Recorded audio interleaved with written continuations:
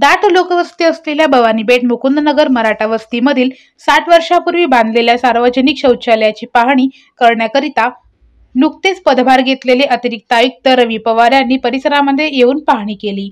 RB दयावान संस्थेच्या वतीने वेळोवेळी निवेदन देऊनही याकडे समपा आयुक्त शीतल तेलीउगले यांनी लक्ष दिले नाही। नुकतेच पदभार घेतलेले अतिरिक्त आयुक्त रवी पवार यांना विनंती करून परिसरामध्ये येण्याची विनंती केली असता ते स्वतः येऊन पाहणी केली व नागरिकांच्या समस्या जाणून घेतल्या व नवीन सार्वजनिक शौचालय प्रस्ताव पुढे पाठवू असे कळविले।